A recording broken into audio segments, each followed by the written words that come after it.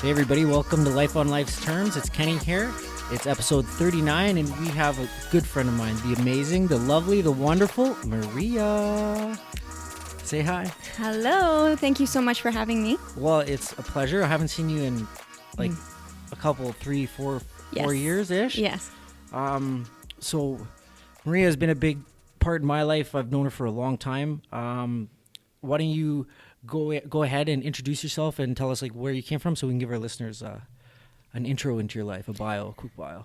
All right. Absolutely. So my name is Maria Colossus Harrigan, and I am a 32-year-old mom of 2. I'm happily married, and I sing and I dance, and now I really am focusing on inspiring health and wellness in people. So it's good. That's good.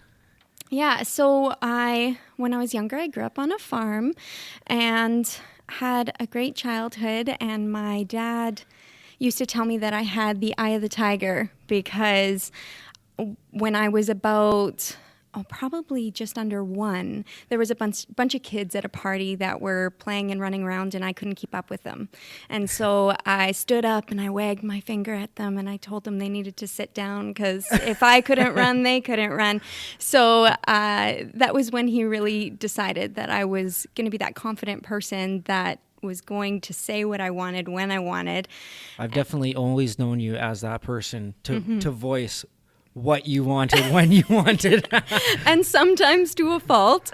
I've never seen it as a fault. Well, thank you. It's a matter of perception, right? Some other people's perceptions they might have, but yes. Yeah. So I am just someone that knows what she wants when she wants it. And I've always been passionate about singing and dancing, so I did that my whole life. Let's go back for a sec. So Yeah. you're just somebody that knows what she wants when she wants it, and that's a huge quality that I'm sure that many people aspire to have. Before you get into your past or any more of your past, let's go into that just for 1 second. Yeah. How do you do it? How do you figure out what you want? Like, do you have a practice that you do? Yes, I am about journaling. I journal a lot. Yeah. I believe that you cannot create the future of your dreams unless you can write it down and be specific, like super specific. Oh, I love you. And that's the best. So that's what I do every day. I dream big. I set big intentions. I look at intentions as things that are bigger goals that depend on more than just my decisions to manifest. Yeah. But I'm very clear about the different steps I can take to get there. And, I don't limit myself. Very open-minded to whatever. I'm just open to receiving big things, and I know I deserve big things. Do you listen to Abraham Hicks? Yeah. Yes. Yes. How often? You know what? I listen to different YouTube videos, podcasts, audiobooks, anything like that, at least once a day for at least 30 to 60 minutes. You know what? We have so much in common in that area. I dedicate at least 1 hour a day to self-development. When I have more free time to listen to stuff, I would. So like before when I was working, I'd put my headphones in and we had Wi-Fi and I could just work away and I would just plug audiobooks and Abraham Hicks and other people that channel and like speak different messages from somewhere in the universe. So you're a living testimony right now that it works, that the law of attractions is a real thing. Oh, it absolutely is a real thing. And I know when I lose touch with it, because as much as I can be a very powerful manifestor in a positive way, I can be just as powerful in a negative way. So if I start spiraling, it's only one decision that spirals you down. You just gave me goosebumps. Yeah. So, like one decision can have you spiraling downwards. And in that moment, it's the people that can recognize that spiral down that end up having the most resilience and go the furthest in life, because we all spiral down sometimes. Yeah. It's that we have to acknowledge it and then do something about it. So how do you acknowledge it? Like, what are your signs and symptoms of like the energy shift? So number one, my husband holds me very accountable. So he'll tell me right away if I have been overly negative lately, or if I've said but a lot lately, or, Anything that comes after but usually isn't good. Yes. And also if I use the word need a lot, because need is a word of lack to the universe. So he'll kind of point it out every now and then, and also just journaling and then reflecting on my journal. And then when I have those moments of self-reflection and I see myself maybe going in a different direction, I just ask myself, why?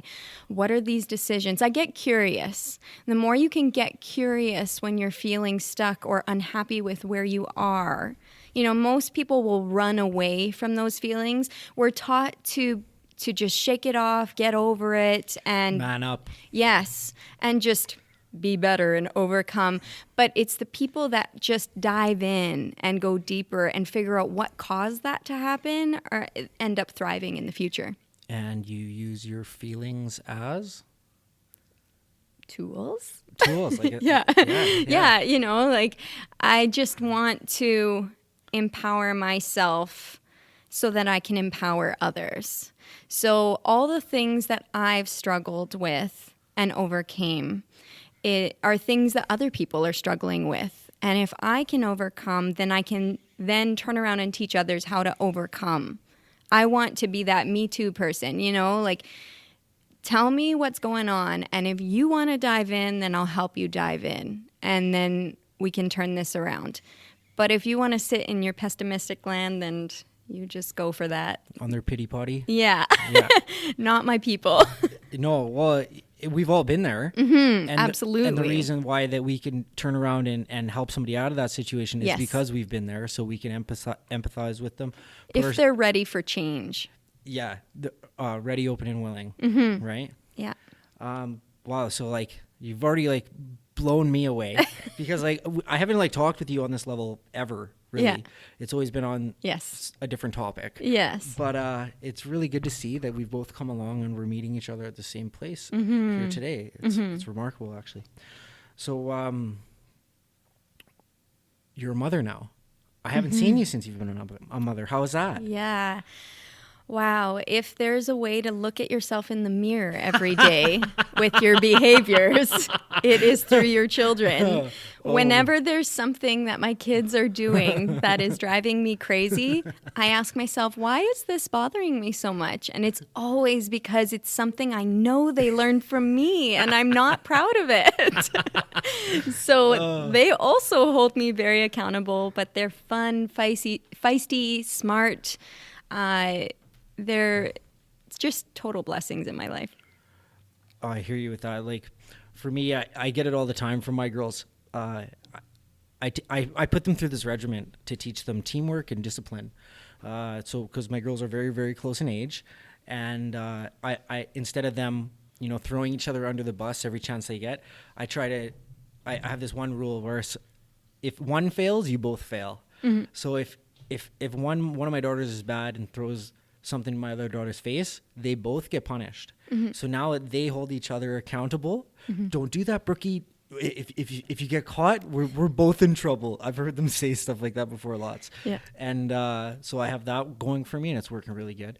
And then I like to give them an inspection. So they have to make their beds and clean their rooms, and they have to have their hair done and teeth brushed and dressed and standing at a makeshift attention outside their door, and I come in and I inspect their room. Mm-hmm. And then if they leave garbage in their garbage can or something's askew, they owe me, and I usually charge them push-ups and sit-ups and jumping jacks. It's amazing. I have a girlfriend that once they're done playing with the toys, she tells them the inspector is coming, and she sets a 5-minute timer, a 10-minute timer, and whatever toys aren't cleaned up, they go in a garbage bag and they are gone. And she's like, there's only been one time that things have gone to the dump, but once they have that experience when the inspector's coming, they clean up real fast. Now my kids, I'd always say to them, you got to pay attention to detail. Mm-hmm. So now they hold me accountable with that. Pay attention to detail, Dad. And they bust me every time now. They are little parrots. They are. Yeah. Kids are honest. And one thing that I learned growing up is that they can be really cruel because as kids, we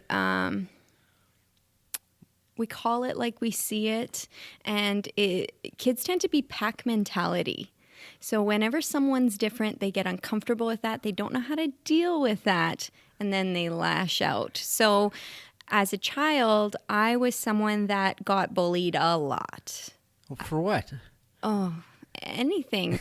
I got bullied for being able to sing. I got bullied for being short. I got bullied for being the new girl when I first moved to St. Albert because I grew up on a farm. St. Albert was rough like that as a kid. Yes, it was terrible. I remember a boy, I was walking from a gas station back to the school, and at that point, the bullying was so bad, I was getting barked at in the hallways, and I remember him pushing me down and spitting in my face. What? Yes. And, of course, my parents never knew about any of this because I couldn't tell on them. You know, that would be wrong because that's what's ingrained in our heads is you can't be a rat. You can't tell on people. You can't have anyone defend you, you know. So I was bullied really, really hard, and I would have pictures of dogs on my locker. And, you know, as a kid, I didn't see that as cute. I saw that as just not fitting in and not being welcomed. I remember getting pushed down the stairs. What do you mean you had pictures of dogs? They would, so like I said, they would bark at me in the hallways. Oh my goodness. And then they would put pictures of dogs on my locker, but not cute dogs. So what did you gather from that, like growing up? Like, what did you take from that, and like what type of resiliency did that teach you? Yeah, so I realized something. People only have the power that you give them. And I wish I would have taken back my power. There were so many things that I could have done to empower myself that I didn't have the confidence. That confidence that I spoke about when I was a kid, at some point I lost that. I lost my self-worth, and I lost that I deserved better than that kind of treatment. That there were people that loved and cared about me, and that was not okay. And now I wish I could just tell every single kid out there that got bullied that they only have the power you give them. If they're bullying you for being short, it's so what? I'm short. If they're not affecting you, they'll stop. Yeah. They're going to feed off the fact that you're upset about what they're saying. Yeah. And also, there's nothing wrong with telling people when people are doing something wrong to you, because they need to be held accountable for their actions to an extent. Kids need to fend their own and figure it out. But that was so extreme. It was really, really bad. I remember getting froshed, and I think froshing is so... what is froshing? Really? Well, I just want you to go into it. Yeah, so froshing would be when you're entering high school, say grade 10, and the grade 12ers are supposed to be initiating you into the school. And usually, you know, they'll throw eggs at you or make... Some degrading... Yes, exactly. But for me, I was actually driven in the middle of nowhere between Morinville and St. Albert. And they were so kind to give me a hair elastic and told me to take my shirt off so that I could get froshed without ruining my shirt and getting my hair all dirty. But then they dumped everything all over my head, so I don't really see how they were being kind to me. And then they decided that I was so covered in disgusting stuff that I couldn't get back in the car, so I had to walk back. What the? And oh my goodness gracious! That's the worst thing I've ever heard. Yeah, it was pretty terrible. What did you go through emotionally at that time, and like was there any like commitments that you made to yourself, or like did that change you in any aspect? I just felt stupid and shameful. Like, I just couldn't believe that I didn't see it coming. And I really went into self-judgment. You know, as odd as it sounds, I don't think I actually got angry at them. I got angry at myself because I let myself get into this situation. And I should have seen it coming. And something that was supposed to, I'm sure when it was created, be a fun ritual, got turned into this really nasty experience that was bullying. It was not an initiation at all. It was more than bullying. It was like assault. Yeah, it was really now that's criminal terrible. Kids are getting charged for stuff like that, or way less than that. But I look at all these experiences and they add to my character. They are part of who I am. They don't define me. Well, you'd never. But they're part of who I am. You'd never guess that looking at you, because you're absolutely amazing. Like, for everybody that's listening, you check out the website, www.lifeonlifesterms.com, and you'll see pictures of me and Maria that will be posted at the end of the show. But so keep going, please keep going. So anti-bullying, like, now you are a representative for empowerment for women, and you're in a position.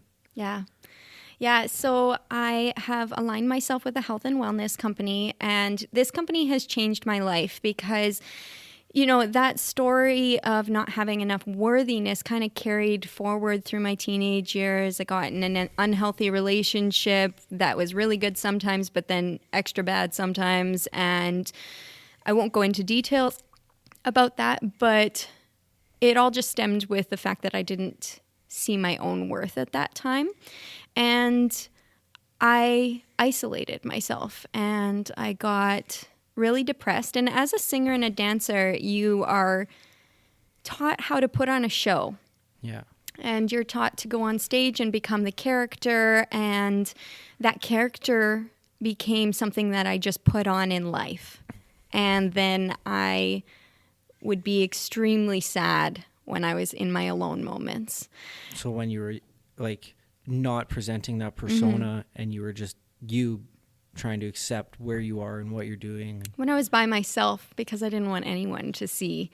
And it's even extra more difficult when you have been vulnerable with somebody that you think loves you and then they exploit those vulnerabilities. Yeah, I've been in a few of those. So regardless, what ended up happening when I left the toxicity behind me, I was then dating my husband, and he was extremely patient with me and really helped build me back up and really helped me know my own worthiness.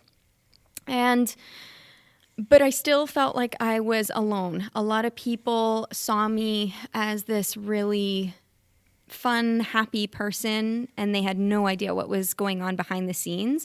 And I think people just assumed that I had a lot of friends back then, but I really felt really alone. And I remember my husband going out for guys' nights and sitting at home crying because I was just by myself. And I wanted him to have those times, and I knew that he deserved them, and that's part of a healthy relationship, but I didn't have the girl time because I didn't have those people anymore, because rightfully so, I left people that weren't good for my future behind.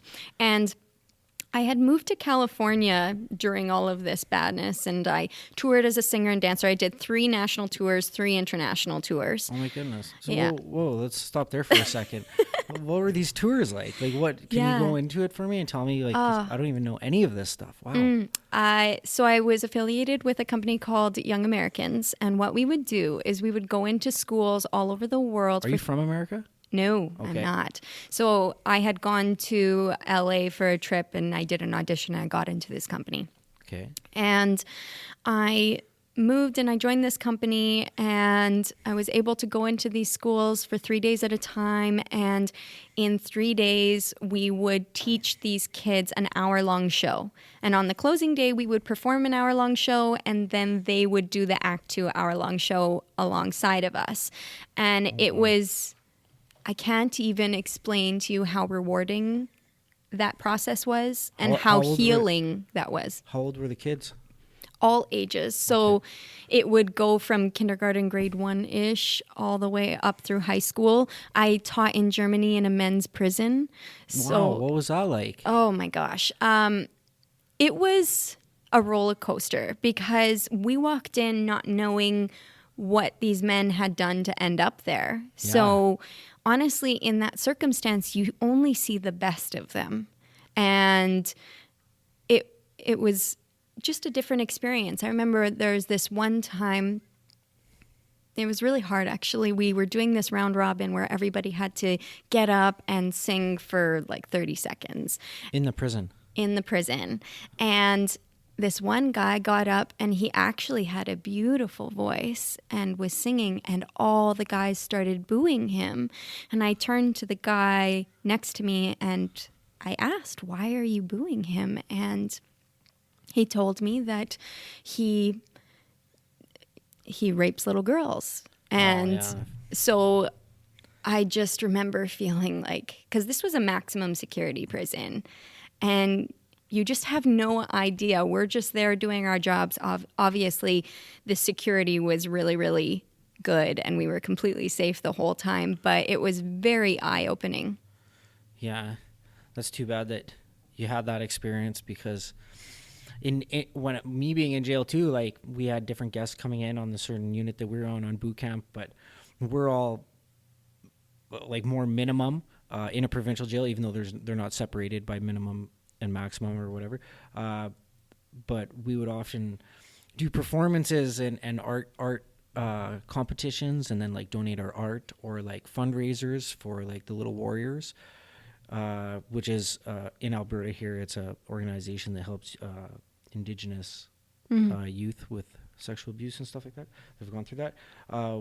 But we would do stuff, but we're all good. And like in Canada, that's separated out of the system. Like we don't, if you're in general population, you don't have to deal with guys that are in there on sexual assault. And if they do go in there, like people find out pretty quick, and it gets dealt with. So that's too bad. But it was just an eye-opening experience. I wouldn't take it back for anything. I learned a lot doing that. And I mean, some of the tours were in Japan, Germany, like places that you have a massive language barrier. So you've been to Japan? Yes. Tell me about this. Yeah. So doing exactly what I was just talking about. So going into the schools and working with the kids. What I learned in Japan is how much I said that didn't need to be said. You learn the power of words, and that you can use fewer words and be just as impactful. How did you learn that there? Like, so for example, say we were teaching them a dance. Sometimes you don't have to talk it out. You can just show them. Yeah. Like if they can't understand you anyways, or maybe you have, 3 words in your vocabulary, Japanese wise, like you say, you don't have to go into these huge monologues about how to bring your leg in. It just step in, and you realize how much extra stuff you're saying. Yeah, I suppose we do say a lot in our language that's unnecessary. Yeah. Body language is huge for me, and I'm really big on like picking up people's energy, and like I can sense by their energy like how to approach them, and I usually try to come in a little bit humbler than they are, just so I'm more easily connected with. Yeah, but then bring them up. Yeah, and then I'll meet them at their level wherever they're at, and try to raise it a little bit. Yeah, so that's excellent. Wow, I'm so proud of you for all this stuff that you've done. Thank you. Yeah, wow, that's really, really good. I have some cheesy questions for you. You want a cheesy one? Yes, go for it. Okay, what's your favorite junk food, and what do you think about when you eat it? Oh my goodness. That's a tough question. And I probably, you know what it is? What? Tell me. Airheads. Airheads. I love them so much. Oh my goodness. I just like them. I don't know what I think about. I just enjoy them. Okay, that's good enough for me. Yeah. What's your favorite time of day? I think it's either going to be first thing in the morning or extremely late at night. When you should have gone to bed, but you're on. Yes, because those are always like when my Awesome. power hour is. Those are the auspicious times. Yes. That's when you connect to source. Yes. And usually it's first thing in the morning when I'm trying to do my meditation and meditate. But if we're talking about creatively, Oh, I really like meditation. Can we go into that for a quick second? yes. So how do you meditate? So I use the most amazing free app called the Insight Timer. Okay. You can get it for free, and there are so many free meditations that are guided, because just meditating by yourself can be a difficult thing. It takes practice. It's called a practice because it takes practice. And you have to learn how to have that thought and then go, that's a thought, and push it away and just let yourself be in the moment, in the present. It's a skill that you develop. Yeah, and anybody can develop it. Anybody.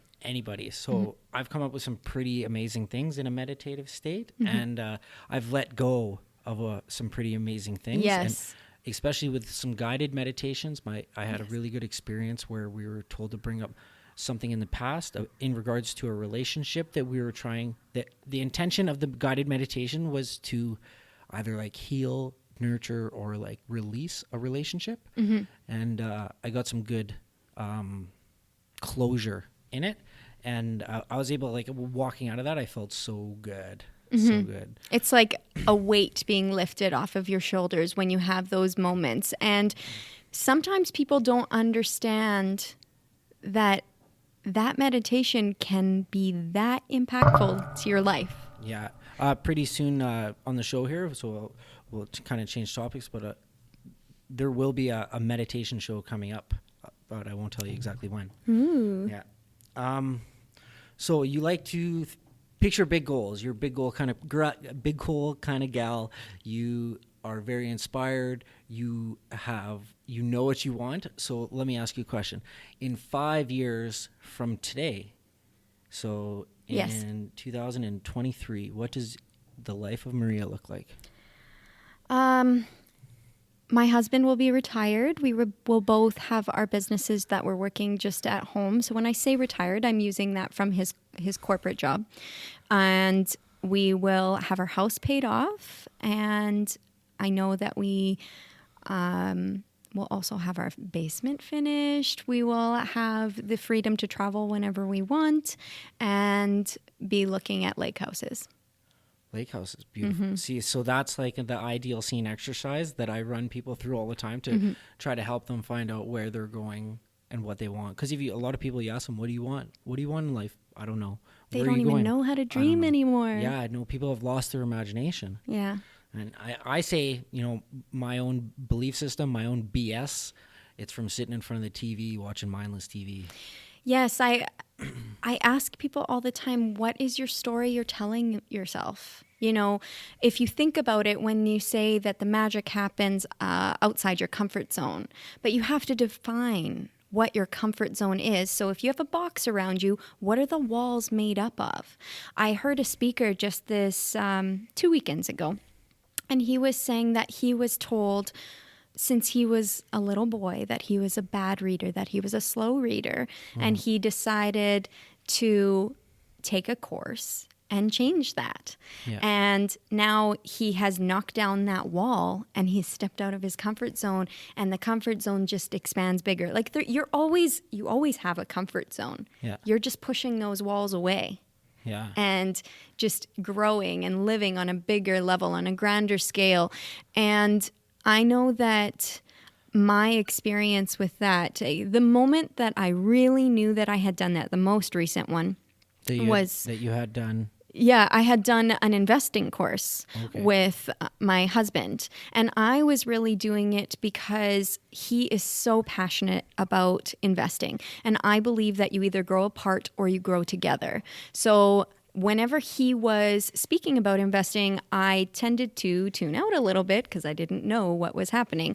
So I had gone to Tony Robbins when he came to Calgary, and there was a man coming to speak about investing. And so I signed us up for the course. It was not cheap, but I felt like it was very important for us to do together so I could learn how to speak his language when he was talking about investing. And that course was gosh, it looked like 12 hours a day for 3 days and 1 hour break in there. Like, it was incredibly intense. It was so hard. I remember on day 1 at 1 p.m., dropping my head, letting my hair fall in front of my face and just crying because I was so lost. And then I remembered at the beginning of the day, he was like, okay, at some point you're going to like fry your brain and you're just going to shut down. And he's like, just remember that when that happens, you're about to learn something. Oh, that's golden. And in that moment, when I felt that way, I looked at my husband. He's like, don't quit. I'm like, I'm not. I'm about to learn something. And I did. Like, within the next hour, I overcame what was stumping me completely. And that was really when I turned the page. And the next morning when we were walking in, we were talking about puts and calls. And he was asking me a question. What's a put and a call? Oh, we're not going into investing right now. Justin Come on, would that's know. like a Justin whole nother ball game that we're going to go into. But he was asking me a question about where to find a margin. And I was able to answer him, and he was shocked because I actually had absorbed this information and could actually talk to him about this. And when we left at the end of the course, I knew that I surprised myself and I surprised him. I'm pretty sure I surprised everybody that knows me because I didn't know I was capable of that. But man, how fulfilling was that? I always knew you'd be capable of that and much more. But so for you to learn that, it's not surprising to me. So, oh, thank you. Yeah. But so we are capable of learning anything and doing anything and accomplishing anything and whatever our heart so desires, as long as we can picture it in our mind's eye and hold it there, we will receive it, right? Yes. I completely believe in that. And it's so interesting because, I achieved a big goal this last spring. And I was so proud of myself. And yet, probably within the next couple months, I started self-sabotaging myself unintentionally because, I don't know, there was a part of me, as much as you have a fear of failure, you have this fear of success. And and I realized that for the company that I'm affiliated with, the next level is the top level. And that would require me to go up on stage and speak in front of 8,000 people. And that's another thing I can see you doing, no problem. And I always thought I would do it no problem because I have been a singer and a dancer and in front of people all the time on stage. And yet there was this part of me that was like, because I was supposed to go up on stage and just be vulnerable and share my heart. Whereas when I go up on stage as a singer and dancer, you're putting on a show. It's your persona. Especially in musical theater because you're a character in that. Yeah. And so I realized that was really stopping me. I got extremely fearful of being that open. So I asked the universe to send me a lot of speaking opportunities to impact as many lives as possible so that when I get there, I'm going to feel completely comfortable and ready for that. And here I am. Yeah, this is one of many. Yes. Have you done any other speaking engagements lately? Yeah, I just recently spoke at a telesummit for women's empowerment, so I did that one. Absolutely suiting. Yes, I loved it. It was amazing. It was with the company Rise Up For You, and if you're into women empowerment, it's a great company to look at. And the training I was just at too, I got the pleasure of being on a Q&A panel and speaking in front of a room of a couple hundred people. And, it only takes, it's about the people in the room, not the people out of the room.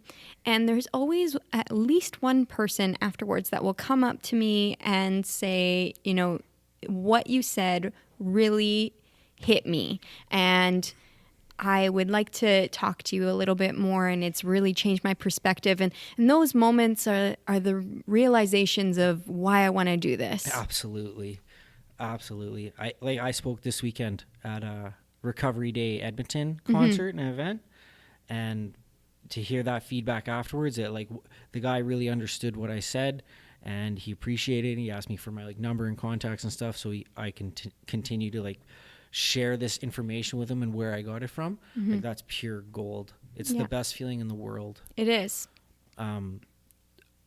When I was in Toronto, I had this guy come up to me, a military guy. They were from up north in Canada, and he said, suicide is rampant in our communities. We deal with it a lot. It's an epidemic.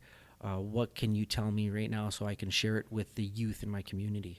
And I was like, holy shit. Like, loaded question. Wow. It was so heavy for me to answer that. And like, I ended up giving him a couple of YouTube videos to watch, like, because it's something that the kids will be able to just see tangibly and put it together in their eyes about like, smart. Let the tool do the talking. Yeah. At first I tried to start talking, but then I got into like different, like, socioeconomic issues and problems, and like it sounded like a bunch of bullshit, but then I'm like, stop, wait, let's keep this simple, stupid. And then I just said, watch these videos. Have you ever heard of Masaru Emoto, the hidden messages in water?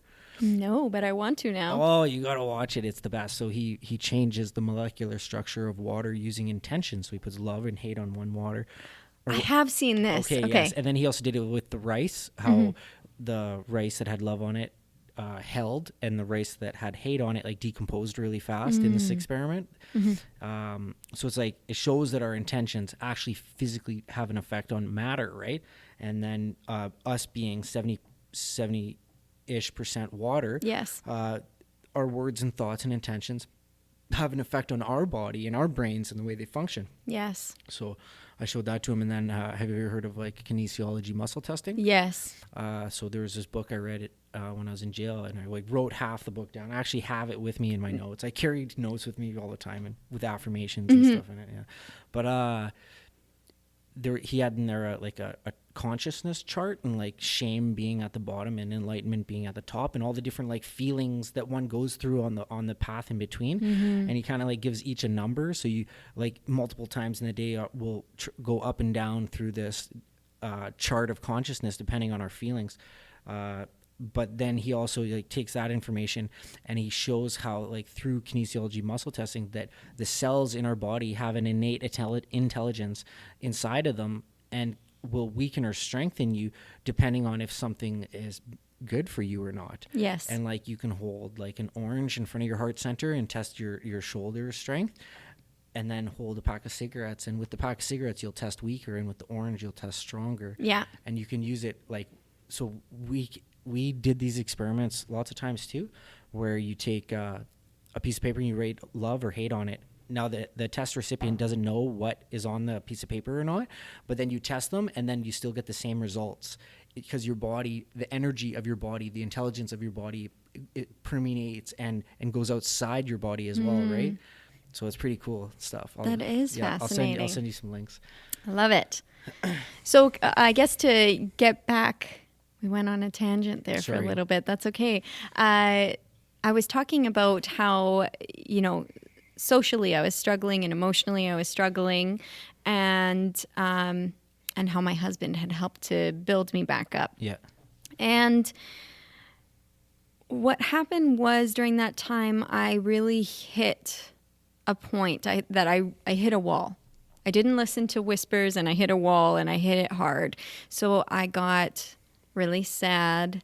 I got put on thyroid medication, told I was going to be on that for the rest of my life. I was drinking a lot of coffee every single day because I was so tired. I was not sleeping well at all. I couldn't fall asleep. I couldn't stay asleep. It was a struggle for me. And that moment in my life is what actually led me to the business that I'm affiliated with. And what I'm affiliated with is just fruits and vegetables in a capsule. And I really thought that I was doing ABC of what healthy was supposed to look like. Yeah. I thought I was eating pretty well. I thought I was taking my vitamins that were apparently good for me, and that I was active. Like I thought I was doing it all right, but I knew that I wasn't eating enough fruits and vegetables. You really can't. We're supposed to get 9 to 13 servings. It's like, I'm not a gorilla. I cannot eat that much just fruits and vegetables. No. And the quality we get here is not amazing. Yeah.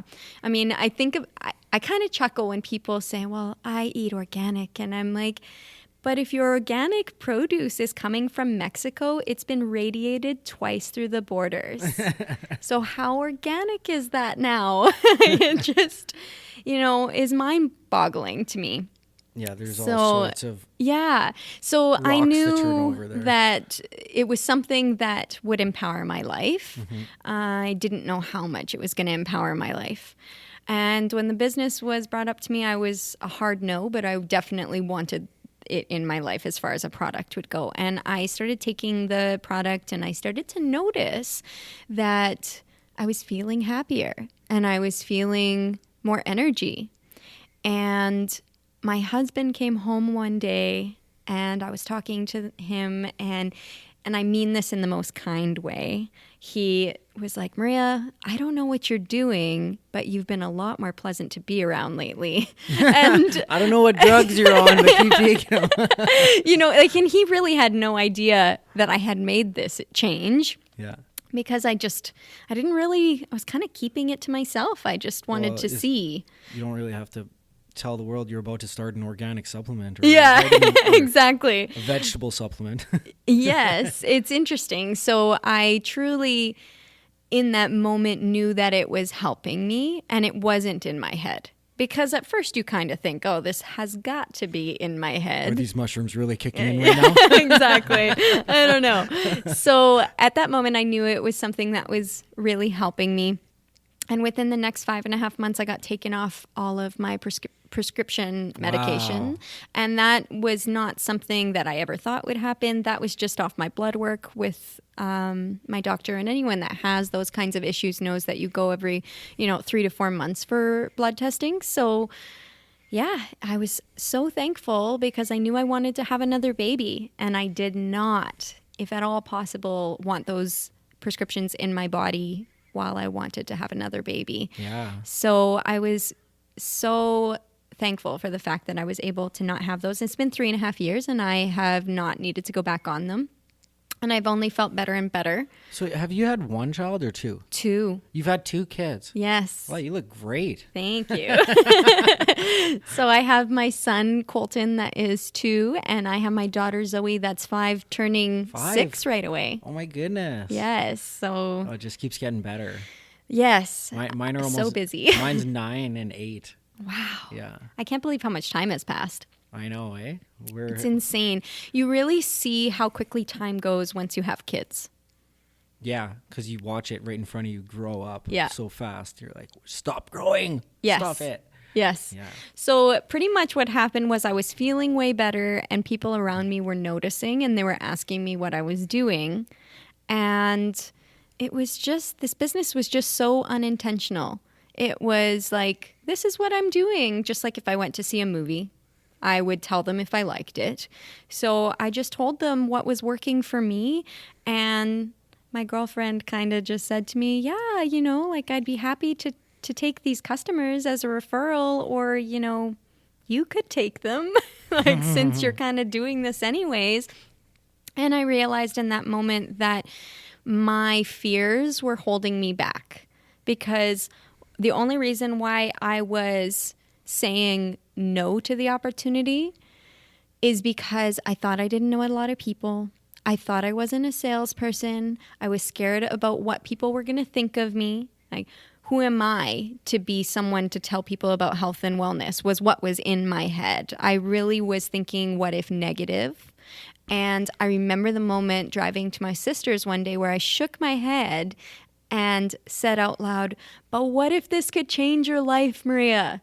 What if this made your dreams come true? What if you changed other people's lives like you've changed your own? And that was my moment. That was when I said yes. That's when I was all in. And I look at what I have created now. You just and gave me goosebumps again. I get excited. I get passionate. We're sitting down right now and I'm like ready to jump up because it's a real thing. We just have to say yes to ourselves. Only we can get in our own way. And I was in my way. And when I stepped out of the way, it was freeing because everything is risky. Living your life is risky. Let go, let God. You know what though? let's talk about living your life being risky. You're going into it knowing you're going to die. Yeah, what do you have to lose? Yeah, like All just in. go and live. All in. Do you want to sit in a corner and have someone bring you 3 meals a day, keep you sheltered, but you're just in your little huddled in your corner? Or do you want to go out and live? What kind of quality of life is that? Yeah, it's like write a bucket list for yourself. Yeah, like there's security in that, but is that how humans thrive? No, we don't thrive in security. We thrive in progress. We thrive in growth. We thrive, Connection. yes, in connection, in getting out and surprising ourselves and attaining something that at one point in our life we thought was the unattainable. Like it was something that we couldn't even fathom having in our fingertips. And now, because of the strides that we have taken, we are able to hold it, and then we get to take other people along with us. Oh, what a gift. You're amazing. Thank you. Wow, that was... I'm coming to all your speaking engagements. You're welcome every time. So, where are we right now for time? We got a little time left. We're good. Awesome. So, you exude the energy of a wonderful mother. And I just want to I want some parenting advice from you. Well, I'm not perfect at it. No, okay, it's okay. What is say 3 of the most important things that you want to teach your kids while their brains are still sponges and you can just plant any seed in there? What are the 3 biggest things that you want to teach them? Feel your feelings and get curious about them. Feelings are okay. Yeah. Get them comfortable with their feelings. Number 2, people should respect you and treat you kindly. And if they aren't, then they're not your people. Let them go, at least for right now. Yeah. And you can do anything. I remember when I was a kid, someone told me, they asked me what I wanted to be when I grew up. And even though I'm a singer and a dancer and in the health and wellness business right now, when I was a kid, I wanted to be a lawyer because I was like, I'm a good arguer. I want to be a lawyer. And they said, you can't be a lawyer. You don't like to read. This was a teacher, by the way. Oh. And I let them steal that dream. And I believed them. And then I also attached to that story that I don't like to read. Yeah. And then I didn't want to pick up a book ever again. And I want to teach my kids that nobody can steal your dreams. Even if they don't think it's possible, it is possible. If you asked somebody that didn't have a lot and, lived in a smaller house or an apartment, and you said to them, I'm going to live in a mansion one day, they're going to laugh in your face and tell you that's not possible. But if you went up to somebody that lived in a mansion and said, I'm going to live in a mansion one day, they're going to think it's possible, and they're just going to ask you, how do you plan to do that? Yeah. And that's the difference. Who are you going to surround yourself with? Your mastermind group. Yes, absolutely. Do you have a mastermind group?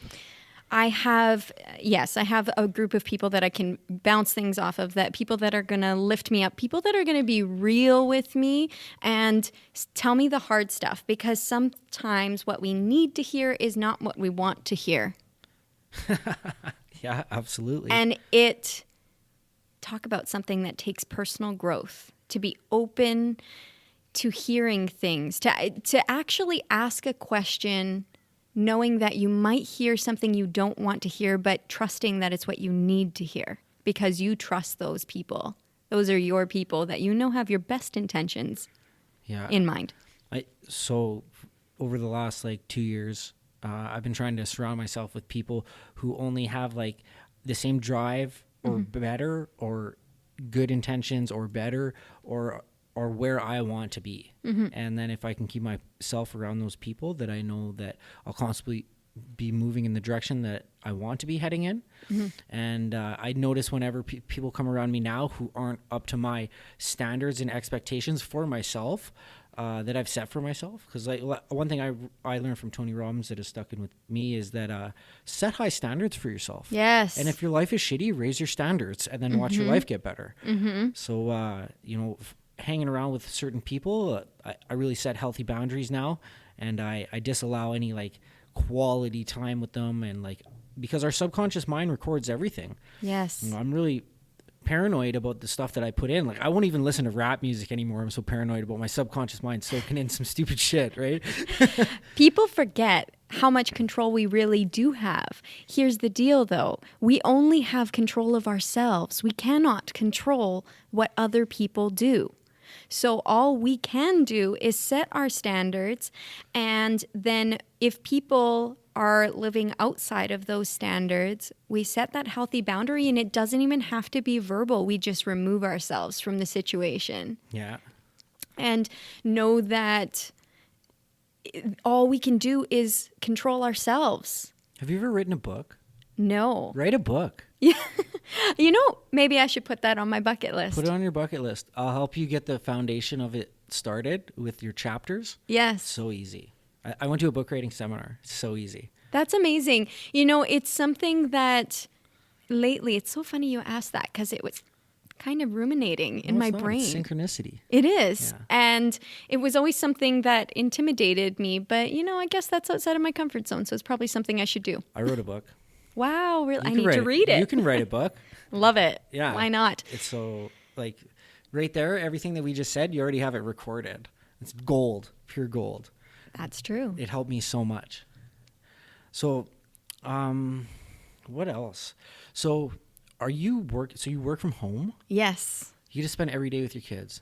I know. Isn't it a beautiful thing? Wow. I have to be honest, though. There are days that it is the best life I could possibly imagine. And then there are days where I'm Locking yourself in the bathroom? Yes, because I'm so excited about helping empower this person. And I'm just thinking, kids, just hold on a second. Let me finish this message. So it's not all glorious. Like, working from home can be something that can be challenging at times. But most of the time, it is such a gift because, for example, I had this Zoom call that I had to be on I did a course. I'm actually still kind of finishing it up with Brene Brown. It's called Brave Leaders. It's an amazing course. She's the one that has a TED Talk about vulnerability, right? Yes, yes. She is amazing. I've learned so much from that woman. And, I was on this call on Zoom while I was at the lake with my kids. Yeah. Watching them run up and down. Like, I just had an earbud in, it's still tuned in here, but still with my kids and watching them run around. And that's the freedom that I get. I get to choose where I want to be, when I want to be there. So, for example, and I know we're running out of time, so I'll be really quick with this, but when my nephew got diagnosed with AML leukemia in just 2015, that was really the moment that I appreciated the freedom the most, because I had him in the hospital overnight. I had my father-in-law also in a different hospital because of some health issues there. And then my grandmother took a fall and her vascular dementia really sped up, and she was in the hospital too. This is all within 2 months, but at one point, all three of them were in 3 different hospitals at the exact same time. And had I not surrounded myself with this amazing group of people that I have around me, I think I would have completely fallen apart.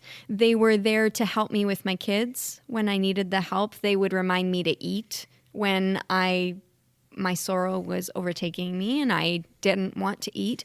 They helped me be where I needed to be when I wanted to be there. And in that moment, I was so thankful that I didn't work a 9-to-5 job, that I could just go where I needed to be. Because, why is it that we're working? Like, if we can't be there in those moments, then why are we doing this? Yeah. Like, those are the important times where I want to be there for my friends and family in those times of crisis, because I want to be there when people are having the hard times. I want to be there when they're having the good times, both of them, because I really know the people that are there for me by the people that are actually there for me in the good times. Because sometimes when people are struggling, they don't want to be around you when you're not struggling. And that's when you really see a definition of character there. Yeah. I want to be surrounded by people that want to be around me in all times. Good, bad, the in-between, those people that are going to pick me up when I'm falling, but also raise me up even higher when I'm at my best. Well, you're a shining star now, and I'm sure that you're going to help thousands and thousands and thousands and thousands of people in your life. That's the intention. Yeah, and I'm happy that I've been your friend this long, and I continue to look forward to our friendship. But we're pretty much out of time, so I'm just going to wrap it up. So Maria Colossus Harrigan is her name. Do you want to plug your Instagram? So yeah, if people are looking towards working from home, you can talk to her about it. Yeah, so it's at the.sparkly.ceo. There you go. A shout out to Liam Connolly at Connolly Law for all your Canadian law and will estates, media issues. Google Liam Connolly Law. He's our lawyer, and he is an amazing guy. He's helped us out lots and continues to do so every day. We love him very much, and you guys will too if you need a lawyer. Our shirts are in the process of getting made. They'll be out soon. You guys are going to love them. It's got our new logo on it. That'll be all those will be available on sale on our website at www.lifeonlifesterms.com. And I hope everybody has a great week, and we'll see you guys on Friday.